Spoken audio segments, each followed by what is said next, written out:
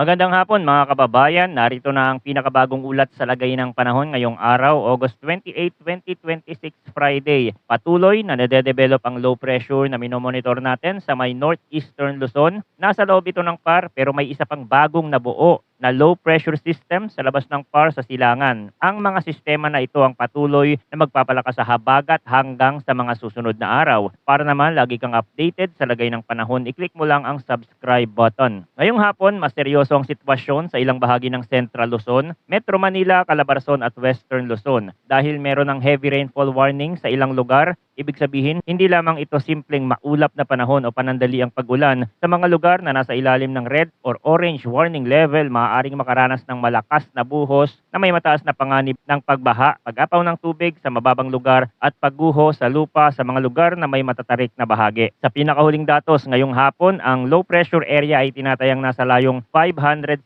kilometers east-northeast of Itbayat, Batanes. Nasa silangang hilagang silangan pa ito ng Batanes, pero habang nananatili ang sistemang ito sa bahaging iyon ng Philippine Sea, maaari nitong dagdagan ang paghila sa habagat. Ang southwest monsoon ang pangunahing dahilan kung bakit malawak ang ulan sa Luzon at Visayas, at kapag may low pressure area sa tamang posisyon sa silangan ng bansa, mas lumalakas ang daloy ng hanging timog kanluran mula sa karagatan papasok sa mga apektadong lugar. Ang pinakaagarang binabantayan ngayon ay ang heavy rainfall warning. Nasa red warning level ang Pampanga, Bataan, Zambales, ilang bahagi ng Bulacan at ilang bahagi ng Tarlac. Sa Bulacan kasama ang Hagonoy, Kalumpit, Pulilan, Paumbong, Malolos, Plaridel at Giginto. Sa Tarlac naman kasama ang San Jose, Mayantok, Camileng, San Clemente, Santa Ignacia, Capas at Pamban. Kapag red warning level ang inilabas sa isang lugar, ibig sabihin ay matindi ang ulan at mataas ang banta ng seryosong pagbaha. Lalo na sa mababang komunidad, lugar na malapit sa ilog at mga kalsadang madalas maipunan ng tubig. Sa Pampanga, Bataan, Zambales, Bulacan at Tarlac, dapat bantayan ang mabilis na pagtaas ng tubig, lalo na kung tuloy-tuloy ang malakas na buhos sa loob ng ilang oras. Sa Pampanga at Bulacan, maraming lugar ang sensitibo sa pagtaas ng tubig dahil sa mababang elevation, drainage channels at mga ilog na maaaring umapaw kapag sabay-sabay ang ulan sa upstream areas. Sa Zambales at Bataan, ang panganib ay hindi lamang pagbaha sa kapatagan, kundi pati ang pagragasa ng tubig mula sa kabundukan. Kapag malakas ang ulan sa mataas na bahagi, mabilis itong bababa sa mga sapa, ilog, kalsada at baybaying komunidad. Sa mga bahagi ng Tarlac, nasa red warning level kabilang ang San Jose, Mayantok, Camiling, San Clemente, Santa Ignacia, Capas at Bamban, maaaring maging mabilis ang pagtaas ng tubig kapag may malakas na buhos sa paligid ng mga ilog at drainage channel. Ang ilang lugar na malapit sa kabundukan ay mas sensitibo rin sa landslide o pagguho ng lupa, lalo na kung nabasa na ang lupa nitong mga nakaraang araw. Kapag red warning level, karaniwang ibig sabihin ay may malakas na pag-ulan na maaaring magdulot ng seryosong epekto sa loob lamang ng maikling panahon. Kaya ang aktual na kondisyon sa bawat bayan ang mahalagang tutukan. Nasa orange warning level naman ang Metro Manila, Rizal, Cabuuan o iba pang bahagi ng Bulacan, iba pang bahagi ng Tarlac, Nueva Ecija, Cavite at Batangas. Ang orange warning level ay indikasyon ng matinding pag-ulan na maaaring magdulot ng pagbaha lalo na sa mga low-lying areas. Sa Metro Manila, maaaring mabilis tumaas ang tubig sa mga underpass, mababang lansangan, creekside communities at mga lugar na mabagal ang drainage. Kung sasabay ang malakas na buhos sa oras ng biyahe, mabilis itong makakaapekto sa daloy ng trapiko at sa paggalaw ng mga tao. Sa Rizal, Cavite at Batangas, ang orange warning level ay dapat seryosohin dahil may mga lugar dito na malapit sa bundok, ilog, lawa at baybayin. Sa Rizal, ang mga komunidad sa paanan ng kabundukan ay maaaring makaranas ng mabilis na pag-agos ng tubig pababa sa mga kalsada at residential areas. Sa Cavite, mas mabilis mararamdaman ang pagbaha sa mga urban areas at mga lugar na mahina ang drainage. Sa Batangas, bukod sa pagbaha, may posibilidad din ng landslide sa mga lugar na may matatarik na bahagi kapag tumagal o bumalik-balik ang buhos. Ang low pressure area sa silangang hilagang silangan ng Itbayat ay mahalagang bantayan dahil sa posibleng pag-develop nito. Gamit ang mga weather model, nakikita ang posibilidad na maging bagyo ito anumang oras o sa mga susunod na araw. Kapag tuluyan itong naging tropical depression sa loob ng Philippine Area of Responsibility, ito ay tatawaging bagyong Pilandok. Sa ngayon, ang pinakamalinaw na epekto nito ay hindi pa direktang landfall, kundi ang malakas na paghila sa habagat. Kapag lumakas ang habagat, mas maraming moisture ang pumapasok sa Luzon at Western Visayas, kaya mas lumalawak at tumitindi ang mga pag-ulan. Ang ganitong setup ang dahilan kung bakit maraming lugar ang sabay-sabay na nakakaranas ng maulap na panahon, ulan at thunderstorm. Ang habagat ay hindi laging nagbibigay ng tuloy-tuloy na ulan sa lahat ng lugar. Pero kapag may malakas na monsoon band na dumaan, bigla itong nagdadala ng mabigat na buhos. Sa Western Luzon, mas direktang pumapasok ang moisture mula sa West Philippine Sea. Sa Central Luzon at Metro Manila, mabilis namang nararamdaman ang epekto sa drainage, kalsada at mga mababang komunidad. Sa Calabarzon, mas dapat bantayan ang mga lugar na malapit sa bundok at ilog. Sa forecast weather condition, ang Pangasinan, La Union, Benguet, Bataan, Zambales, Tarlac at Occidental Mindoro ay inaasahang makakaranas ng monsoon rains dahil sa southwest monsoon. Ito ang pinakamabigat na uri ng pag-ulan sa kasalukuyang forecast. Kapag monsoon rains ang umiiral, mas malawak ang ulap, mas madalas ang buhos at mas mataas ang posibilidad na maging heavy to intense ang ulan. Sa mga lugar na ito, posibleng magkaroon ng flash floods at landslide,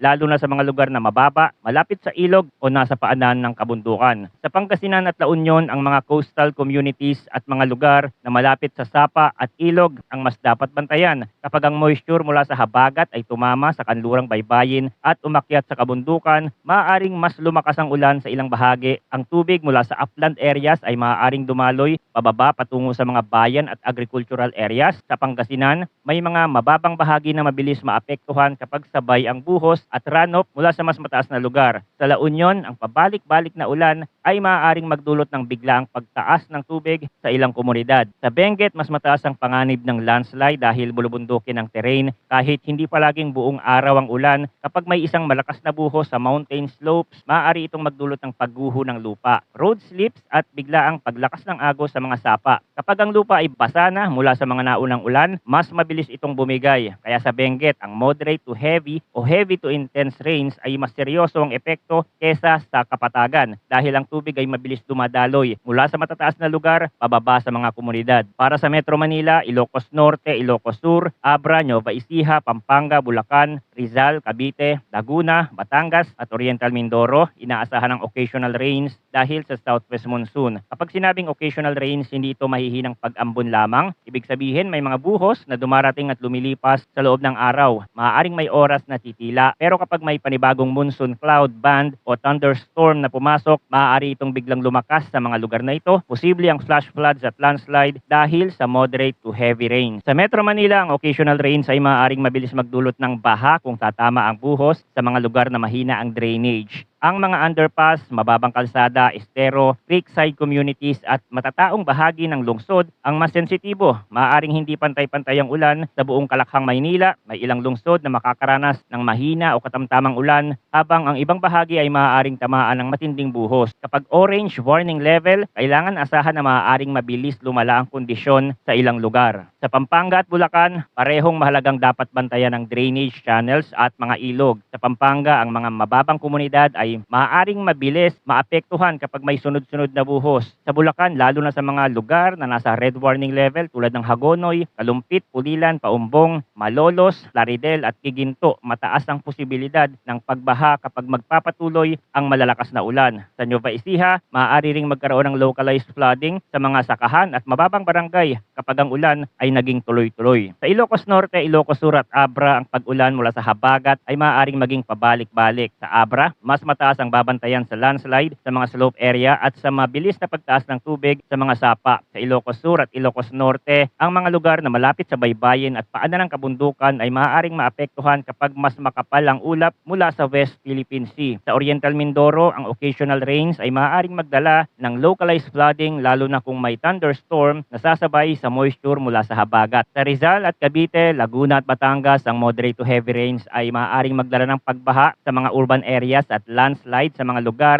na malapit sa bundok. Sa Rizal, ang mga komunidad na nasa paanan ng kabundukan ay mas dapat bantayan kapag malakas ang buhos. Sa Cavite, ang epekto ay kadalasang mabilis maramdaman sa mga kalsadang mababa at lugar na mahina ang daloy ng tubig. Para sa Visayas at natitirang bahagi ng Luzon, cloudy skies with scattered rains and thunderstorms ang inaasahan dahil sa southwest monsoon. Mas kalat ang ulan dito kumpara sa mga lugar na may monsoon rains at occasional rains, pero maaari pa rin itong maging moderate to at times heavy kapag may thunderstorm o mas aktibong ulap na dumaan. Hindi sabay-sabay ang pag-ulan sa lahat ng lugar. Maaaring may bayan na makulimlim lamang habang ang katabing lugar ay biglang makaranas ng malakas na buhos kapag severe ang thunderstorm posible pa rin ang flash floods at landslide. Sa Western Visayas, maaaring mas maramdaman ang epekto ng habagat dahil mas bukas ang ilang bahagi sa southwest flow. Ang mga lugar na malapit sa baybayin ay maaaring makaranas ng mas ramdam na hanging timog kanluran at pabalik-balik na pag-ulan. Sa natitirang bahagi ng Luzon, ang scattered rains ay maaaring maging mas aktibo kapag may monsoon band na pumasok mula sa kanluran. Kung ang ulan ay tatagal sa parehong lugar, maaari itong magdulot ng localized flooding lalo na sa mga mababang komunidad at lugar na may mahina o baradong drainage. Para sa Mindanao, partly cloudy to cloudy skies ang inaasahan na may isolated rain showers o thunderstorm dahil sa localized thunderstorm. Hindi ito pangunahing dulot ng malawak na habagat tulad sa Luzon at Visayas, pero hindi nawawala ang posibilidad ng biglaang malakas na ulan sa ilang lugar. Ang localized thunderstorm ay karaniwang nabubuo kapag mainit ang paligid, mataas ang moisture at nagiging unstable ang atmosphere. Kapag naging severe, maaari itong magdala ng pagkulog, pagkidlat, pabugsong hangin at malakas na buhos na maaaring magdulot ng flash floods o landslide sa sensitibong lugar. Dumako tayo ngayon sa forecast, wind and coastal water conditions. Para sa Luzon, inaasahan ng moderate to strong na hangin mula southwest. Ang coastal waters ay moderate to rough na may taas ng alon mula 1.5 hanggang 3.4 meters. Dahil aktibo ang habagat, mas ramdam ang hangin at ulan sa northern at western seaboard ng Luzon, sa mga baybayin ng Ilocos Region, Pangasinan, Zambales, Bataan, Batanes, Mindoro at iba pang western coastal areas, maaaring maging maalog ang karagatan, lalo na kapag may thunderstorm o bugso ng hangin. Para sa natitirang bahagi ng bansa, light to moderate ang hangin mula south to southwest. Ang coastal waters ay slight to moderate na may taas ng alon mula 0.6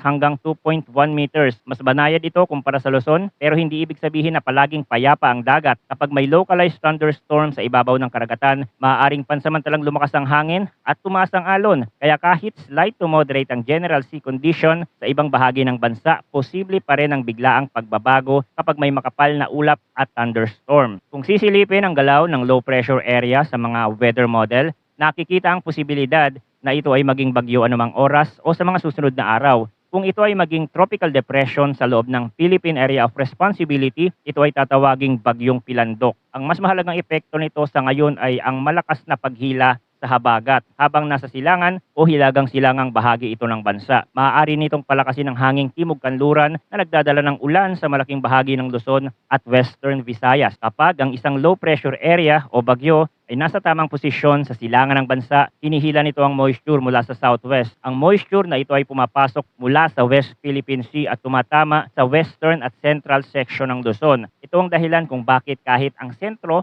ng sistema ay malayo pa sa kalupaan, maaaring lumakas ang ulan sa Zambales, Bataan, Pangasinan, La Union, Benguet, Pampanga, Bulacan, Metro Manila, Calabarzon, Mindoro at ilang bahagi ng Western Visayas. Ang ulan ay maaaring maging pabalik-balik habang patuloy ang paghatak ng habagat. Mapapansin din sa mga modelang development ng isa pang sistema sa kanluran. Kapag may namumuong sistema sa kanluran habang may low pressure o posibleng bagyo sa silangan, mas nagiging komplikado ang pattern ng hangin sa paligid ng bansa. Maaaring magkaroon ng mas aktibong moisture flow papasok sa Luzon at Visayas depende sa magiging posisyon ng mga sistemang ito. Hindi pa nangangahulugan na direktang tatama ang lahat ng sistema sa Pilipinas, pero ang kanilang presensya ay maaaring magpalakas, magpahina o magpalipat ng ulan sa iba't ibang bahagi ng bansa. Bukod dito, may indikasyon din ng isa pang kasunod na bagyo o sistema sa silangan ng bansa. Kung magpapatuloy ang ganitong pattern, maaaring manatiling aktibo ang paligid ng Philippine Area of Responsibility hanggang sa mga susunod na araw. Ang mahalagang babantayan ay kung alin sa mga sistemang ito ang papasok sa PAR, kung gaano ito lalakas at kung paano nito hihilahin ang habagat. Sa panahon ng southwest monsoon, hindi palaging kailangan ng direktang landfall. Para makaranas ng malawakang ulan, minsan sapat na ang posisyon ng bagyo sa silangan o hilaga para palakasin ang pag-ulan sa kanlurang bahagi ng bansa. Manatiling nakatutok sa mga susunod na updates tungkol sa lagay ng panahon. Maraming salamat sa inyong panonood at mag-ingat po tayong lahat.